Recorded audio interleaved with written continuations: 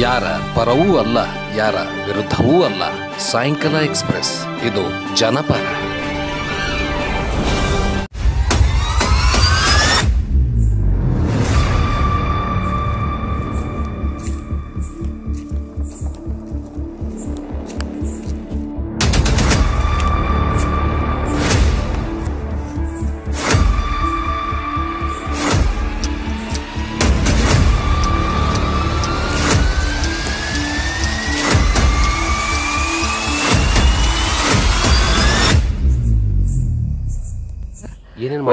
ಮದುವೆ ಮಾಡೀನಿ ಸರ್. ಮಗಳದು ತಿಂಗಳಾಗ್ಲಿ ನಮ್ಮ ಮನೆಯವ್ರು ತೀರ್ಕೊಂಡ್ರು. 6 ಲಕ್ಷ ರೂಪಾಯಿ ದವಾಖಾನೆಗೆ ಹಾಕಿನ್ರಿ. ಸಾಲ ಎದರಲ್ಲೇ ಮುಟ್ಟಿಸ್ಬೇಕ್ರಿ ನಾವು. 100 ರೂಪಾಯಿ ಪಗಾರ ಒಳಗೆ ದುಡ್ದೇವ್ರಿ. ಅವಾಗ ಕಟ್ಗೆ ಮ್ಯಾಗ ರೊಟ್ಟಿ ಅಡುಗೆ ಮಾಡ್ಯಾವ್ರಿ. ಈಗೇನದ ಒಟ್ಟ ಸರಿಯಾಗಿ ಪಗಾರ ಕೊಡ್ತಾ ಇಲ್ರಿ. ಎಷ್ಟು ತಿಂಗಳಿಂದ ಪಗಾರ ಕೊಡ್ತಾ ಇಲ್ಲ? ಈಗ 5 ತಿಂಗಳಾಯ್ತು ಒಟ್ಟ ಪಗಾರ ಇಲ್ರಿ. ವಸತಿ ಶಿಕ್ಷಣ ಸಂಘದ ಅಡಿಯಲ್ಲಿ ಈ ಮುರಾರ್ಜಿ, ಕಿತ್ತೂರಾಣಿ, ಡಾಕ್ಟರ್ BR ಅಂಬೇಡ್ಕರ್ ವಸತಿ ಶಾಲೆಗಳಲ್ಲಿ ಸುಮಾರು 10-15 ವರ್ಷಗಳಿಂದ ನಾವು ಅತಿ ಕಡಿಮೆ ವೇತನದಲ್ಲಿ ಇವತ್ತು ನಾವು ದುಡಿತಾ ಬಂದು. ಅಂದಾಜು ಬಿಜಾಪುರ ಜಿಲ್ಲೆಯಲ್ಲಿ ಎಷ್ಟು ಜನ ಕೆಲಸ ಮಾಡ್ತಾ ಇದ್ದಾರೆ ಸರ್? ಬಿಜಾಪುರ ವೀಕ್ಷಕರೇ, ಇವತ್ತು ಅಹೋರಾತ್ರಿ ಧರಣಿಯನ್ನು ವಿಜಯಪುರ ಜಿಲ್ಲಾಧಿಕಾರಿ ಕಚೇರಿ ಪಕ್ಕದಲ್ಲಿ ಇರತಕ್ಕಂಥ ಪ್ರಮುಖ ರಸ್ತೆಯಲ್ಲಿ ನೀವು ನೋಡಿರೋ ಹಾಗೆ ಇವತ್ತು ಏನು ಕರ್ನಾಟಕ ರಾಜ್ಯ ಹಾಸ್ಟೆಲ್ನ ಹೊರಗುತ್ತಿಗೆ ನೌಕರರ ಅಹೋರಾತ್ರಿ ಧರಣಿ ನಡೆದಿದೆ. ಈ ಅಹೋರಾತ್ರಿ ಧರಣಿಯಲ್ಲಿ ಈ ಹೊರಗುತ್ತಿಗೆ ನೌಕರರು ಯಾವ ರೀತಿ ತಮ್ಮ ನೋವನ್ನು ತೋಡ್ಕೋತಾ ಇದ್ದಾರೆ, ಈ ರಾತ್ರಿಗೆ ಅವರು ಯಾವ ರೀತಿಯನ್ನು ಪ್ರತಿಭಟನೆ ಮಾಡ್ತಾ ಇದ್ದಾರೆ, ಈ ರಾತ್ರಿ ಕಳೆದರೂ ಕೂಡ ಯಾರೊಬ್ಬರು ಕೂಡ, ನೀವು ನೋಡ್ತಾ ಇದ್ದೀರಾ, ಆ ಕಡೆ ತೋರಿಸಿ, ನೀವು ನೋಡ್ತಾ ಇದ್ದೀರಿ, ಒಬ್ಬರು ಕೂಡ ಕಾಣಿಸ್ತಾ ಇಲ್ಲ. ಹಾಗೆ ಕೂಡ ನಾವು ನೋಡ್ತಾ ಇರೋ ಹಾಗೆ ಈ ನಿರ್ಜನವಾದಂಥ ರಾತ್ರಿಯಲ್ಲಿ ಈ ಪ್ರತಿಭಟನಾಕಾರರು ಅಹೋರಾತ್ರಿ ಧರಣಿಯನ್ನು ಕೈಗೊಂಡಿದ್ದಾರೆ. ಬನ್ನಿ ಅವರಿಗೆ ಕೇಳೋಣ ಯಾವ ರೀತಿ ಅವರು ಅಂದರೆ ಏನು ಅವರ ಬೇಡಿಕೆಗಳಿದೆ. ಅವರ ಬೇಡಿಕೆಗಳು ಅಂದರೆ ಕಲ್ಯಾಣ ಇಲಾಖೆಯಿಂದ ಅವರು ಏನು ಇವತ್ತು ಬೇಸತ್ತು, ಸಮಾಜ ಕಲ್ಯಾಣ ಇಲಾಖೆಯಿಂದ ಬೇಸತ್ತು ಇವರಿಗೆ ಸಂಬಳ ಕೊಡಲಿಲ್ಲ, ಇವರಿಗೆ ಪಗಾರ ಕೊಡಲಿಲ್ಲ ಅಂತ ನೋವಿನಿಂದ ಇವತ್ತು ಹಗಲಿರಲು ತಮ್ಮ ಧರಣಿಯನ್ನು ಇವತ್ತು 9ರಿಂದ 10 ದಿನಗಳಾದರೂ ಕೂಡ ಯಾರೂ ಕೇಳ್ತಾ ಇಲ್ಲ. ಹಾಗಾಗಿ ನಾವು ಧರಣಿಯನ್ನು ಮುಂದುವರಿಸಿದ್ದೀವಿ ಅಂತಕ್ಕಂಥ ಹಲವು ವಿಚಾರಗಳನ್ನು ಇಟ್ಟುಕೊಂಡು ಬಂದಿದ್ದಾರೆ. ಈ ಅಹೋರಾತ್ರಿ ಧರಣಿಯಲ್ಲಿ ಅವರಿಗೆ ಏನಾಗಿದೆ ನೋವು ಅಂತಕ್ಕಂಥದ್ದನ್ನು ಕೇಳೋಣ ಬನ್ನಿ. ಅಮ್ಮ, ನೀವು ಎಲ್ಲಿಂದ ಬಂದಿದ್ದೀರಿ? ನಾವು ನಾಗಠಾಣದಿಂದ ರೀ ಸರ್. ಮುಂದುವರೆ. ನಾಗಠಾಣದಿಂದ ಬಂದೇವ್ರಿ. ನಾಗಠಾಣದಿಂದ ಬಂದಿದ್ದೀರಿ? ಹ್ಞೂ. ಹಾಂ. ನಿಮ್ಮ ಏನು ಆಗಬೇಕಾಗಿದೆ ಅಮ್ಮ? ನಮ್ಗೆ ಏನಿಲ್ರಿ, ಒಂದು 800 ರೂಪಾಯಿ ಪಗಾರ ಒಳಗೆ ದುಡ್ದೇವ್ರಿ. ಅವಾಗ ಕಟ್ಗೆ ಮ್ಯಾಗ ರೊಟ್ಟಿ ಅಡುಗೆ ಮಾಡ್ಯಾವ್ರಿ. ಈಗೇನದ ಒಟ್ಟ ಸರಿಯಾಗಿ ಪಗಾರ ಕೊಡ್ತಾ ಇಲ್ರಿ. ಎಷ್ಟು ತಿಂಗಳಿಂದ ಪಗಾರ ಕೊಡ್ತಾ ಇಲ್ಲ? ಈಗ 5 ತಿಂಗಳಾಯ್ತು ರೀ, ಒಟ್ಟ ಪಗಾರ ಇಲ್ರಿ. 5 ತಿಂಗಳಾದರೂ? ಹ್ಞೂ ರೀ. ಇದು ಬೇಸರದ ಸಂಗತಿ. 5 ತಿಂಗಳು ಕಳೆದರೂ ಕೂಡ ಇವರಿಗೆ ಸ್ಯಾಲ್ರಿ ಕೊಟ್ಟಿಲ್ಲ, ಪಗಾರ ಕೊಟ್ಟಿಲ್ಲ. ಪಗಾರ ಅಂದರೆ ನಮ್ಮ ಉತ್ತರ ಕರ್ನಾಟಕ ಭಾಷೆಯಲ್ಲಿ ಇದಕ್ಕೆ ಸಂಬಳ ಅನ್ನೋದಕ್ಕೆ ಪಗಾರ ಅಂತಾರೆ. ಹಾಗಾಗಿ ಇದು ಭಾಳ ನೋವಿನ ಸಂಗತಿ ಆಗಿರ್ತಕ್ಕಂಥದ್ದು. ಏನು ಪಗಾರ ಯಾಕೆ ಕೊಡಲಿಲ್ಲಮ್ಮ ನೀವು ಕೇಳಿದ್ರಿ? ಇಲ್ಲ, ಅದಕ್ಕೆ ಏನಂದರು? ಕೇಳಿದೇವ್ರಿ ಏಜೆನ್ಸಿ ಅವ್ರ ಕಡೆ, ಇವತ್ತು ಹಾಕ್ತಾರ ನಾಳೆ ಹಾಕ್ತಾರ ಇದನ್ನೇ ಹೇಳ್ತಾರೆ ರೀ. ಒಟ್ಟ ಪಗಾರ ಕೊಡ್ಲಕ್ಕೆ ತಯಾರಿಲ್ಲ ರೀ. ಯಾವ ಏಜೆನ್ಸಿ ಅವರು? ಏನು ಹೆಸರು ಅವ್ರದ್ದು? ಅವ್ರ ಹೆಸರು ಏನು ನಮ್ಗೆ ಗೊತ್ತಿಲ್ಲ. ಏನು ಮನೀಶ್ ಮ್ಯಾನ್ ಪವರ್ದವರು. ಎಷ್ಟು ಕೊಡ್ಬೇಕಮ್ಮ? ನಿಮ್ಮ ತಿಂಗಳ ಸಂಬಳ ಎಷ್ಟು? ತಿಂಗಳ 12,000 ರೂಪಾಯಿ ಅದ ರೀ ಸರ್. ನಿಮ್ಮ ತಿಂಗಳ 12,000 ರೂಪಾಯಿ ಸಂಬಳ ಇದೆ. ನಿಮ್ಮ ಮನೆಯಲ್ಲಿ ಎಷ್ಟು ಜನ ಇರ್ತಾರಮ್ಮ? ನಮ್ಮ ಮನೆಯಲ್ಲಿ 4 ಮಂದಿ, 2 ಹೆಣ್ಮಕ್ಳು ರೀ, 2 ಗಂಡಸು ಮಕ್ಕಳು. ನಾವು ಒಬ್ರು ಕೂಲಿ ಕೆಲಸ ಮಾಡೋದು. ನಿಮ್ಮ ಮನೆ ಹೇಗೆ ನಡೆಯುತ್ತಮ್ಮ? ಇದ್ರ ಮ್ಯಾಗೆ ನಡೀತಿದ್ರಿ. ಖರೆ ಪಗಾರ ಏನಲ್ಲಿ ಇಲ್ಲ. ಅಲ್ಲಿ ಹಾಸ್ಟೆಲ್ ಒಳಗಿದ್ರೆ ಹಾಗೆ ಮುಂಜಾನೆ 6:30 ಬಂದವರು ಸಂಜೆ 6 ತನಕ ಏಕಟ ಮಾಡೋದ್ರಿ. ಪಗಾರ ಇಲ್ಲ, ಏನೂ ಇಲ್ಲ ರೀ. ಅದಕ್ಕಾಗಿ ಇಲ್ಲಿ ಧರಣಿ ಸತ್ಯಾಗ್ರಹ ನಡೆಸ್ಯಾವ್ರಿ. ಯಾರು ಬರೋದಿಲ್ಲ, ನೋಡೋದಿಲ್ಲ, ಯಾರು ಕೇಳೋದೇ ಇಲ್ಲ ರೀ. ಈಗ ಧರಣಿ ಸತ್ಯಾಗ್ರಹ ಎಷ್ಟು ದಿನ ಆಯ್ತಮ್ಮ ಮಾಡೋದು? ಇವತ್ತಿಗೆ 10 ದಿವಸ ಆಯ್ತು ರೀ ಸರ್. 10 ದಿವಸ ಆಯ್ತು ರೀ. ಯಾರು ಕೇಳ್ತಾ ಇದ್ದಾರೆ? ಯಾರು ಕೇಳಲ್ರಿ. ಎಲ್ಲ ಕೂಗಿ ಸಾಕಾಗಿ ಹೋಗ್ಯದ್ರಿ. ಎಲ್ಲ ವ್ಯವಸ್ಥೆ ಇಲ್ರಿ ಇಲ್ಲಿ. ಆರಾಮ್ ತೆಪ್ಪಲೆ ಹತ್ತದ್ರಿ ಒಳಗೆ ಮಂದಿ. ಅಲ್ಲ, ಈಗ ನೀವು ನಿಮ್ಮ ಮನೆಯಲ್ಲಿ ಮಕ್ಕಳು ಅದು ಏನಂತಾರೆ, ನಿಮ್ಮ ಯಜಮಾನ್ರು ಏನಂತಾರೆ? ಬೈತಾರೆ, ಏನು ಪಗಾರ ಇಲ್ಲ ಏನಿಲ್ಲ, ಅಲ್ಲಿ ಹೋಗಿ ಕೂತು ಏನು ನೀವು ಯಾರು ಕೇಳಂಗಿಲ್ಲ ಏನಿಲ್ಲ, ಯಾಕೆ ಹೋತ್ರಿ ಹಂಗೆ ಹಿಂಗೆ ಅತ್ತಾರಿ. ನಮ್ಗೆ ಹಿಂದಿಲ್ ನ್ಯಾಯ ದೊರಕಿತ ತಿಳಿಸಿದ್ರೆ ಬಂದು ಕುಂಡ್ರಲತ್ತೇವ್ರಿ ಸರ್. ಅದಕ್ಕೆ ಮುಂತಿನ ಮನೆ ಬಾಡಿಗೆ ಕಟ್ಟಾಕ್ರಿ. ನಾವು ಚಂತನ ಮುಂಜೆ ಹೋಗಿ ಅಲ್ಲೇ ಕುಂಡಿರ್ತೇವೆ ರೀ. 800 ರೂಪಾಯಿ ಪೇಮೆಂಟ್ನಾಗೆ ದುಡ್ದೇವ್ರಿ ಮೊದಲು ರೀ. ಒಲೆ ಮೇಲೆ ಅಡುಗೆ ಮಾಡ್ಯಾವ್ರಿ ಸರ್ ರೀ. ಅವಾಗೆಲ್ಲ 800 ರೂಪಾಯಿ ಕೈಯಾಗ ಕೊಡ್ತಿದ್ರಿ ಪಗಾರ. ಈಗ ಮೇಡಮ್ಗಳು ಕೊಡೋದು ನಿಂತ ನಂತರ ಇದಕ್ಕೆ ಅಕೌಂಟಿಗೆ ಹಾಕಲ್ಕತ್ತಾರ ರೀ, ಏಜೆನ್ಸಿನ ಹಿಡಿದು. ಅದು ಹಾಕ್ತಾ ಅದನ್ನು ಈಗ 6-7 ತಿಂಗಳಾಯ್ತು ಪೇಮೆಂಟು ಇಲ್ಲ ರೀ ಸರ್. ಎಷ್ಟು ತಿಂಗಳಿಂದ ಕೆಲಸ ಮಾಡ್ತಿದ್ದೀರಿ? ನಾವು 13 ವರ್ಷ ಆಯ್ತು ರೀ ಸರ್ ಮಾಡಕತ್ತಿ. 13 ವರ್ಷದಿಂದ ಮಾಡ್ತಾ ಇದ್ದೀರಿ. ಆದರೆ ಕೂಡ ಇನ್ನೂವರೆಗೆ ನಿಮಗೆ ಯಾವಾಗ ಪಗಾರ ಆಗಿದೆ? ಈಗಿದೆ ಒಂದು 6-7 ವರ್ಷ ಆಯ್ತು ರೀ. ಈಗ 10,000 9,000 ಇತ್ತು ರೀ ಮೊದಲು. 800 ಇತ್ತು ರೀ. ಆ ನಂತರ 1,500 ಆಯ್ತು ರೀ. 1,500 ಹೆಚ್ಚಾಕೋತ್ ಬಂತು 10,000 ತನಕ. ಆಮೇಲೆ 3,000, ಆಮೇಲೆ 4,000, 5,000 ಹಿಂಗೆ ಏರ್ಕೋತೆ ಬಂತಾರೆ ಸರ್. ಏರ್ಕೋತ ಬಂದು ಒಮ್ಮೆ 7 ಹೋಗಿ 9 ಆಯ್ತು ರೀ. 9 ಆದ ನಂತರ ಹಿಂದ್ಗಡೆ ಈಗ 10 ಆಗ್ಯದ್ರಿ. 10 11 ಎಷ್ಟು ತಿಂಗಳ ಪಗಾರ ಆಗಿಲ್ಲ ನಿಮಗೆ? ಈಗ 7 ತಿಂಗಳು ಆಯ್ತು ರೀ. ವೀಕ್ಷಕರೇ, 7 ತಿಂಗಳಿನಿಂದ ಇವರಿಗೆ ಸ್ಯಾಲ್ರಿ ಆಗಿಲ್ಲ. ಯೋಚನೆ ಮಾಡಿ, ಒಂದು ಕುಟುಂಬ ಬದುಕಬೇಕಾದ್ರೆ 1 ತಿಂಗಳದಿಂದ ಸಂಬಳ ಆಗದೇ ಇದ್ದರೆ ಅದು ಎಷ್ಟೋ ಕಷ್ಟಗಳು ಆ ಕುಟುಂಬಕ್ಕೆ ಇರ್ತದೆ. ಆದರೆ ಇವತ್ತು ನೋವಿನ ಸಂಗತಿ ಏನಂತಂದರೆ 7 ತಿಂಗಳಾದರೂ ಕೂಡ ಈ ಕುಟುಂಬಕ್ಕೆ ಸಂಬಳ ಕೊಟ್ಟಿಲ್ಲ.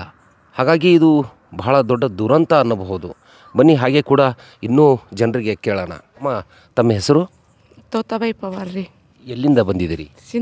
ಸಿಂದಗಿ ನಾಕ ರೀ, ಹಾಸ್ಟೆಲ್. ಇಲ್ಲೇ ವಿಜಯಪುರದ ಸಿಂದಗಿ ನಾಕಾದಿಂದ ಬಂದಿದ್ದೀರಿ. ಎಷ್ಟು ವರ್ಷದಿಂದ ಯಾವ ಹಾಸ್ಟೆಲಲ್ಲಿ ಕೆಲಸ ಮಾಡ್ತಿದ್ದೀರಿ? ನಾವು BCM ಹಾಸ್ಟೆಲ್ ರೀ. BCM ಹಾಸ್ಟೆಲಲ್ಲಿ ಏನು ಕೆಲಸ ಮಾಡ್ತೀರಿ? ಅಡುಗೆ ಮಾಡ್ತೀನಿ ರೀ. ಅಡುಗೆ ಮಾಡ್ತೀರಿ. ಎಷ್ಟು ಸಂಬಳ ಇದೆ ಅಮ್ಮ ನಿಮಗೆ? ಸಂಬಳ 14,000 ಮ್ಯಾಗ ಚಿಲ್ಲರ ಕೊಡ್ತಾರೆ. ಏನೇನು ಸಮಸ್ಯೆ ಅಮ್ಮ ಹೇಳಿ?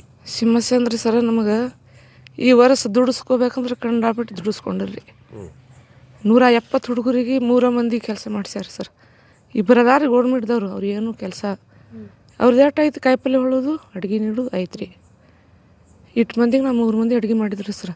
8 ದಿವಸ ಆಯ್ತು ರೀ ಇಲ್ಲಿ ಕೂತಿದ್ದೇವೆ ನಾವು. ಕೆಲಸ ಬಿಟ್ಟು ಇಲ್ಲೇ ಧರಣಿ ಕೂತಿದ್ರಿ 3 ಮಂದಿ. ನಿನ್ನೆ ಹುಡುಗಿ ಅಪ್ಪಣ್ಣ ಅವ್ರು ಒಯ್ದು ಸರಿ ಹೇಳ್ಯಾರತ್ರಿ ಆಳು ಕೊಡ್ತೀನಿ ಅಂತ ಹೇಳಿ. ಇನ್ನೂ ಆದ್ರೆ ಅದು ಗಟ್ಟಿ ಆಗಿಲ್ಲ ರೀ ಅಣ್ಣ. ಹಾಂ, ಆಗಿಲ್ಲ ರೀ, ಅದು ಆಗಿಲ್ಲ ರೀ. ಮತ್ತು ಮುಂದೇನು ತಗೋತಾರೋ ಇಲ್ಲರಿ. ಖರೆ 3 ಮಂದಿ ಇಷ್ಟನ ನಮ್ಮ ಇದು ಮಾಡೇವು ನೋಡ್ರಿ ಕೆಲಸ. ಈಗ ತಗೊಳಕ್ಕೂ ತಯಾರಿಲ್ಲ ರೀ ಆಳು ಇನ್ನೊಂದು. ಹಾಂ, ಏನು ತಗೋತಾರೋ ಇಲ್ಲ. ಇವತ್ತು ಆದ್ರೆ 4 ಮಂದಿ ಮಾಡಿ ಅವ್ರಿಗೆ ಇದು ಅಂದ್ರೆ ಹಿಂಗೆ ಟೆಂಪರವರಿ ಹಚ್ತೀನಿ ಅಂತಾರೆ ರೀ. ಅಂದರೆ ಈಗ ರಾತ್ರಿ ಯಾಕೆ ಧರಣಿ ಮಾಡಕತ್ತೀರಿ? ಒಂದು ವೇಳೆ ನೀವು ಮುಂಜಾನೆ ಮಾಡ್ಬೋದಲ್ಲ? ಅಂದ್ರೆ ಈ ಪಗಾರ ಒಂದು ಬೇಕಲ್ರಿ ಸರ್. ಇಟ್ಟು ದುಡಿತೇವೆ ಅಂದ್ರೆ ನಮಗೆ 14,000ದಾಗ ಏನಾಗುತ್ತೆ ರೀ ಸರ್? ಎಷ್ಟು ಜನ ಇದ್ದೀರಮ್ಮ ಮನೆಯಲ್ಲಿ? ನಮ್ಮ ಮನೆಯಲ್ಲಿ 7 ಮಂದಿ ಇದ್ದೀರಿ ಸರ್. 7 ಮಂದಿಗೆ ಸಾಲುತ್ತಾ ನಿಮಗೆ? ಸಾಲಂಗಿಲ್ಲ ರೀ ಸರ್. ಏನೇನು ಮಾಡ್ತಾರೆ? ಮದುವೆ ಮಾಡೀನಿ ಸರ್ ಮಗಳದು. ತಿಂಗಳಾಗ್ಲಿ ರೀ ನಮ್ಮ ಮನೆಯವ್ರು ತೀರ್ಕೊಂಡ್ರು. 6 ಲಕ್ಷ ರೂಪಾಯಿ ದವಾಖಾನೆಗೆ ಹಾಕಿನ್ರಿ. ಸಾಲ ಎದರಲ್ಲೇ ಮುಟ್ಟಿಸ್ಬೇಕ್ರಿ ನಾವು. ನಮ್ಮ 14,000 ಒಳಗೆ ಏನಾಗ್ಬೇಕ್ರಿ ಸರ್ ಹೇಳ್ರಿ. ಇದು ಅಡುಗೆಯ ಸಹಾಯಕರ ಏನು ಪರಿಸ್ಥಿತಿ ಇದೆ, ಇದನ್ನು ಸರ್ಕಾರ ಎಚ್ಚೆತ್ತುಕೊಂಡು, ಒಂದು ವೇಳೆ ಸರ್ಕಾರ ಎಚ್ಚೆತ್ತುಕೊಂಡು ಇಂಥ ಬಿಟ್ಟು ಹೋಗ್ರಿ, ಮಾಡೋದಾದರೆ ಮಾಡಿ, ಇಲ್ಲಾಂದರೆ ಬಿಟ್ಟು ಹೋಗಿ ಅಂತಕ್ಕಂಥ ಧಮಕಿ ಬೇರೆ ಹಾಕ್ತಾರಮ್ಮ. ಎಲ್ಲಿ ಹೋಗ್ಬನ್ರಿ, ಬೇರೆ ಕೆಲಸ ಏನೈತ್ರಿ? 10 ವರ್ಷಗಟ್ಲೆ ಇದು ಅಡುಗೆ ಮಾಡತ್ತೀವಿ ನಾವು. ಬೇರೆ ಕೆಲಸ ಏನಾಗ್ತದ್ರಿ ಸರ್ ನಮಗೆ? ಇದು ಇಲ್ಲಿ ಬಂದು ಕೂತೇವೆ ಅಂದ್ರೆ ಸರ್ ಬೇರೆ ಆಳ ತಂದು ಹಚ್ಚಾರ್ರಿ.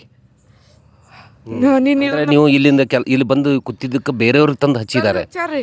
ನಿನ್ನೆ ನಮ್ಮ ಸಂಗಿನವ್ರು 15 ಮಂದಿ ಹೋಗಿದ್ದೇವ್ರಿ ಸರ್. ಅದ್ರಂಗೆ ಹೋಗಿ ನಮ್ಮ 3 ಮಂದಿಗೆ ಅಲ್ಲಿ ಸೇರಿಸಿ ಬಂದಾರ. ಇನ್ನೂ ಒಂದು ಆಳು ತೊಗೊಳಕಿನ್ನ ಇದು ಇಲ್ರಿ ನೋಡ್ರಿ, ಪೇಪರ್ ಇದು ಮಾಡಿಲ್ರಿ ಅವ್ರು ಇನ್ನ. ಇದಿಷ್ಟು ಮಹಿಳೆಯರ ಗೋಳು ನೀವು ನೋಡ್ತಾ ಇದ್ದೀರಿ. ಪ್ರತಿಯೊಬ್ಬರ ಕಣ್ಣಲ್ಲಿ ನೀರಿದೆ. ಇದು ಬಹುತೇಕ ಮಾನ್ಯ ಶಿಕ್ಷಣ, ಇದು ಮಾನ್ಯ ನಮ್ಮ ಸಚಿವರೇನು, ಸಮಾಜ ಕಲ್ಯಾಣ ಇಲಾಖೆ ಸಚಿವರು ಇದ್ದಾರಲ್ಲ, ಇದು ಎಚ್ಚೆತ್ತುಕೊಂಡು ಇವರ ನೋವಿಗೆ ಸ್ಪಂದಿಸ್ತಾರಾ? ಇಂಥ ಹಲವಾರು ಪ್ರಶ್ನೆಗಳು ಉದ್ಭವ ಆಗುತ್ತೆ. ಆ ಮುನೀಶ್ ಅಂತಕ್ಕಂಥ ಏನು ಮ್ಯಾನ್ ಪವರ್ ಏಜೆನ್ಸಿ ಇದೆ, ಈ ಮುನೀಶ್ ಅಂತಕ್ಕಂಥ ಮ್ಯಾನ್ ಪವರ್ ಏಜೆನ್ಸಿಗೆ ಏಜೆನ್ಸಿ ತೆಗಿಬೇಕ್ರಿ. ಏಜೆನ್ಸಿ ತೆಗೆದು ಗೌರ್ಮೆಂಟ್ದಿಂದ ಪಗಾರ ಬರ್ಬೇಕು ನೋಡ್ರಿ ಸರ್.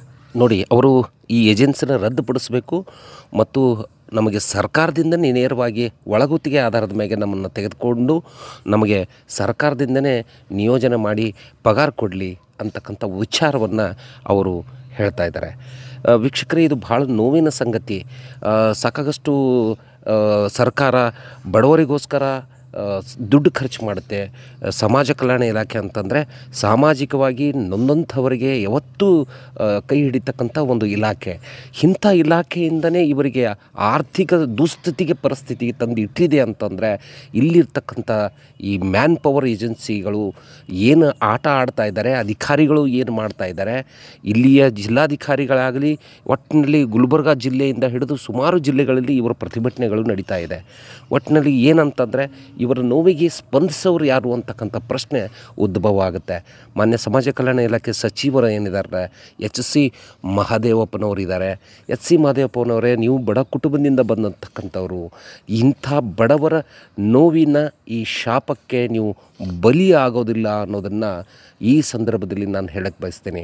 ದಯವಿಟ್ಟು ಇವರ ನೋವಿಗೆ ಸ್ಪಂದಿಸಿ, ಇವರ ನೋವಿಗೆ ನೀವು ಹೋಗೊಟ್ಟು ಇವರ ಹೊಟ್ಟೆ ತುಂಬಿಸೋಗುವ ಕೆಲಸ ನೀವು ಮಾಡ್ತೀರಿ ಅಂತಕ್ಕಂಥ ಆತ್ಮವಿಶ್ವಾಸ ನನಗಿದೆ.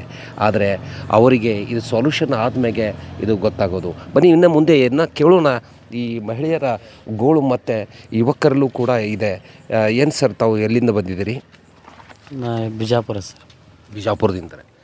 ಸರ್, ಎಷ್ಟು ದಿನ ಆಯಿತು ಇದು ಪ್ರತಿಭಟನೆ ಮಾಡೋಕ್ಕತ್ತು? ಯಾಕೆ ಪ್ರತಿಭಟನೆ ಮಾಡ್ತಾಯಿದ್ದೀರಿ? ನಾವು 20ನೇ ತಾರೀಕಿಂದ ಸ್ಟಾರ್ಟ್ ಮಾಡೀವಿ ಸರ್. ಇದು ನಮ್ಮ ಕರ್ನಾಟಕ ರಾಜ್ಯ ಸರ್ಕಾರಿ ಹಾಸ್ಟೆಲ್ ಮತ್ತು ವಸತಿ ಶಾಲಾ ಹೊರಗುತ್ತಿ ನೌಕರರ ಸಂಘದ ರಾಜ್ಯ ಮಟ್ಟದ ಒಂದು ಕರೆ ಮೇರೆಗೆ ಈ ರಾಜ್ಯದ ಎಲ್ಲ ಜಿಲ್ಲಾ ಕೇಂದ್ರಗಳಲ್ಲಿ ಕೂಡ DC ಅವರ ಕಚೇರಿ ಎದುರುಗಡೆ ಪ್ರತಿಭಟನೆ ಮಾಡಿ ನಮ್ಮ ಒಂದು ಪ್ರಮುಖ ಬೇಡಿಕೆಗಳಿದೆ. ಆ ಏಜೆನ್ಸಿ ಅವರನ್ನು ರದ್ದು ಮಾಡಬೇಕು. ಈ ಬೀದರಲ್ಲಿರ್ತಕ್ಕಂಥ ಸೊಸೈಟಿ ಇದೆ. ಆ ಸೊಸೈಟಿ DC ಅವರ ಅಧ್ಯಕ್ಷತೆ ಇರ್ತಾರೆ. ಅದಕ್ಕೆ ಎಲ್ಲ ಇಲಾಖೆ ಅಧಿಕಾರಿಗಳು ಅದಕ್ಕೆ ನಿರ್ದೇಶಕರಿರ್ತಾರೆ. ಅದಕ್ಕೆ ಏಜೆನ್ಸಿ ಅವರನ್ನು ಕಿತ್ತಾಕಿಬಿಟ್ಟು ಆ ಸೊಸೈಟಿ ಮುಖಾಂತರ ಈ ವಿಜಾಪುರ ಜಿಲ್ಲೆಯಲ್ಲಿ ಕೂಡ ಮಾಡಬೇಕಂತೇಳಿ ನಮ್ಮದು ಪ್ರಮುಖವಾದ ಬೇಡಿಕೆ. ಇನ್ನೊಂದು, ನಾವು ಸುಮಾರು 10-15 ವರ್ಷಗಳಿಂದ ಸಮಾಜ ಕಲ್ಯಾಣ ಇಲಾಖೆ, ಹಿಂದುಳಿದ ವರ್ಗ ಕಲ್ಯಾಣ ಇಲಾಖೆ, ಅಲ್ಪಸಂಖ್ಯಾತರ ಕಲ್ಯಾಣ ಇಲಾಖೆ ಮತ್ತು ಕರ್ನಾಟಕ ವಸತಿ ಶಿಕ್ಷಣ ಸಂಘದ ಅಡಿಯಲ್ಲಿ ಈ ಮೊರಾರ್ಜಿ, ಕಿತ್ತೂರು ರಾಣಿ, ಡಾಕ್ಟರ್ B.R. ಅಂಬೇಡ್ಕರ್ ವಸತಿ ಶಾಲೆಗಳಲ್ಲಿ ಸುಮಾರು 10-15 ವರ್ಷಗಳಿಂದ ನಾವು ಅತಿ ಕಡಿಮೆ ವೇತನದಲ್ಲಿ ಇವತ್ತು ನಾವು ದುಡಿತಾ ಬಂದ್ವಿ. ಅಂದಾಜು ಬಿಜಾಪುರ ಜಿಲ್ಲೆಯಲ್ಲಿ ಎಷ್ಟು ಜನ ಕೆಲಸ ಮಾಡ್ತಾ ಇದ್ದಾರೆ ಸರ್? ಬಿಜಾಪುರ ಜಿಲ್ಲೆ ಸುಮಾರು 1500 ಜನ 1500 ಜನ ಕೆಲಸ ಮಾಡ್ತಾ ಇದ್ದಾರೆ. ಹೌದು ಸರ್. ಈ 1500 ಜನರಿಗೂ ಸಂಬಳ ಆಗಿಲ್ಲ ಅಂತೀರಾ? ಇಲ್ಲ ಸರ್, 3-4 ತಿಂಗಳ ಒಂದೊಂದು ತಾಲೂಕಲ್ಲಿ 7 ತಿಂಗಳ ಗಟ್ಟಲೆ ಸಂಬಳ ಆಗಿಲ್ಲ. ಇದ್ರ ಬಗ್ಗೆ ಸಂಬಂಧಪಟ್ಟ ಅಧಿಕಾರಿಗಳ ಬಗ್ಗೆ ನಾವು ಸಾಕಷ್ಟು ಮನವಿಗಳನ್ನು ಕೊಟ್ಟಿದ್ದೇವೆ. ಸಚಿವರ ಗಮನಕ್ಕೆ ಬಂದಿದೆಯಾ ಇದು? ಹೌದು, ಇದೇ ಮೊನ್ನೆ ಚಳಿಗಾಲ ಅಧಿವೇಶನದಲ್ಲಿ ಮೊನ್ನೆ ಸಮಾಜ ಕಲ್ಯಾಣ ಮಂತ್ರಿ ಎಚ್.ಸಿ. ಮಹದೇವಪ್ಪರವನು ಮತ್ತು ಹಿಂದುಳಿದ ವರ್ಗ ಕಲ್ಯಾಣ ಇಲಾಖೆಯ ಶಿವರಾಜ್ ತಂಗಡಿಯವರು ಇಬ್ಬರೂ ಸಹ ನಮ್ಮ ಧರಣಿ ಸ್ಥಳಕ್ಕೆ ಬಂದು ಮನೆ ತೊಗೊಂಡು ಹೋಗಿದ್ದಾರೆ.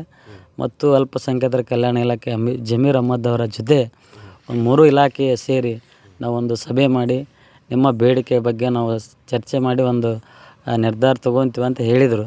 ಅದು ಸುಮಾರು ತಿಂಗಳಿಗೆ ಕಳೆದು ಹೋದ್ರೆ ಆದರೂ ಕೂಡ ಇಲ್ಲಿವರೆಗೆ ಸಭೆನೇ ಕರೆದಿಲ್ಲ. ಹೋದ ವರ್ಷ ಬೆಳಗಾವಿಯಲ್ಲೇ ನಾವು ಪ್ರತಿ ವರ್ಷ ಬೆಳಗಾವಿ ಅಧಿವೇಶನದಲ್ಲಿ ಪ್ರತಿಭಟನೆ ಮಾಡ್ತೀವಿ. ಆ ಒಂದು ನಮ್ಮ ಒಂದು ಪ್ರತಿಭಟನಾ ಸ್ಥಳಕ್ಕೆ ಕಾರ್ಮಿಕ ಸಚಿವರು ಸಂತೋಷ್ ಲಾಡ್ ಅವರು ಬಂದು ಸ್ವತಃ ಅವರೇ ಮನೆ ತೊಗೊಂಡೋಗಿದ್ದಾರೆ. ಅವರು ಕಾರ್ಮಿಕ ಮಂತ್ರಿಯಾಗಿ ಇವತ್ತು ಸುಮಾರು ಎಲ್ಲ ಇಲಾಖೆಯಲ್ಲೂ ಕೂಡ ಹೊರಗುತ್ತಿದೆ.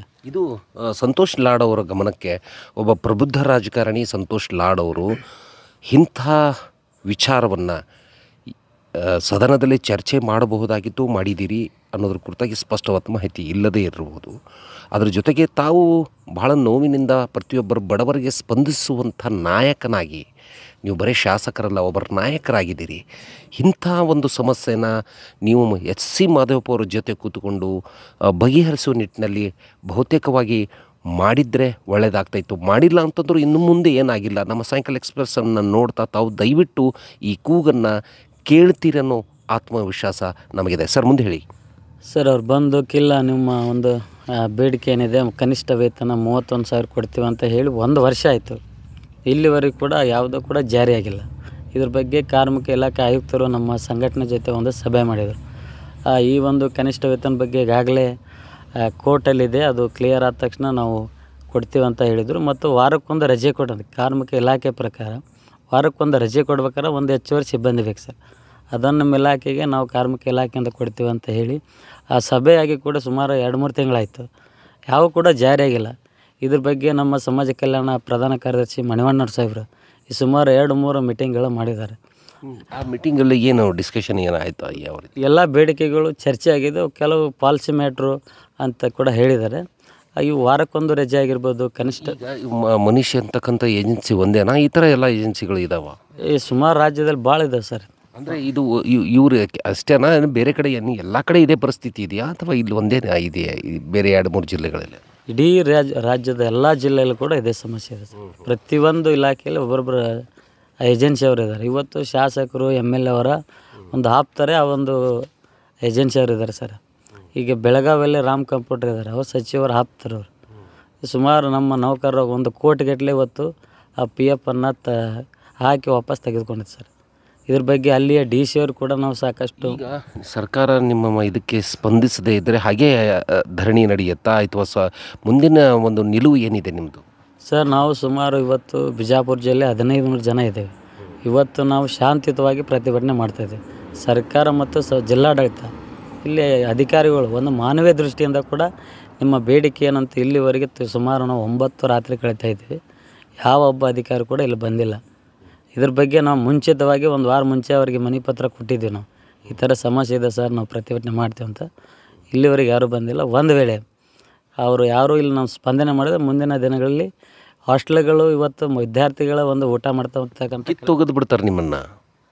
ವಿದ್ಯಾರ್ಥಿಗಳ ಊಟ ಮಾಡುವಂಥ ಕೆಲಸದಲ್ಲಿದ್ದು ನಾವು ಸರ್. ನಾವು ಅಲ್ಲೇ ಬಂದ್ ಮಾಡಿದರೆ ಮಕ್ಕಳಿಗೆ ಸಮಸ್ಯೆ ಆಗ್ತಾವಂತೇಳಿ ಇವತ್ತು ನಾವು ಚಂತನ ಕೆಲಸ ಮಾಡಿ ರಾತ್ರಿ ಇಲ್ಲಿ ಬಂದು ಇವತ್ತು ಸರ್ಕಾರ ಇಲ್ಲಿ ಗಮನ ಹರಿಸುತ್ತಾ ಅಂತೇಳಿ ನಾವು ಇಲ್ಲಿ ಕೆಲಸ ಮಾಡ್ತಾಯಿದ್ವಿ. ಒಂದು ವೇಳೆ ಇವ್ರು ಬಗ್ಲಿಕ್ಕೆ ನಾವು ಎಲ್ಲ ಒಂದು ವಾರ ಆಯಿತು ನಾವು ಹೇಳಿ.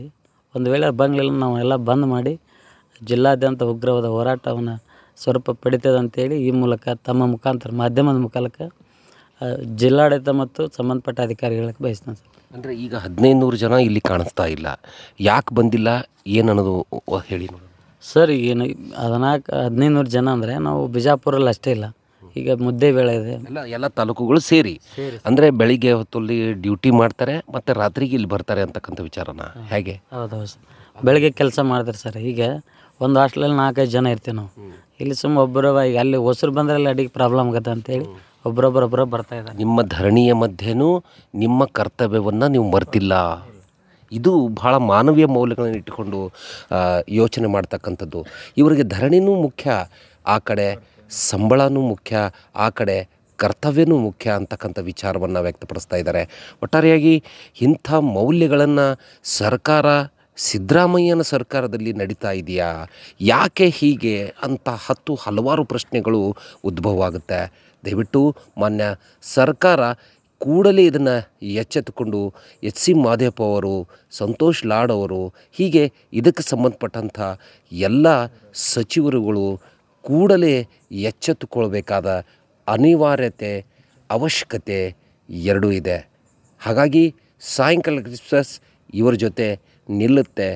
ಅಹೋರಾತ್ರಿ ಧರಣಿಯನ್ನು ಕೂಡಲೇ ರಾಜ್ಯ ಸರ್ಕಾರ ಎಚ್ಚೆತ್ತುಕೊಂಡು ಇವರಿಗೆ ಸಹಾಯ ಸಹಕಾರ ಮಾಡಿ ಇವರ ಸಮಸ್ಯೆಗಳಿಗೆ ಸ್ಪಂದಿಸುತ್ತಾ ಅನ್ನೋದನ್ನು ಕಾದು ನೋಡಬೇಕಾಗಿದೆ. ಸಾಯಂಕಾಲ ಎಕ್ಸ್‌ಪ್ರೆಸ್, ವಿಜಯಪುರ. ಯಾರ ಪರವೂ ಅಲ್ಲ, ಯಾರ ವಿರುದ್ಧವೂ ಅಲ್ಲ. ಸಾಯಂಕಾಲ ಎಕ್ಸ್‌ಪ್ರೆಸ್, ಇದು ಜನಪರ.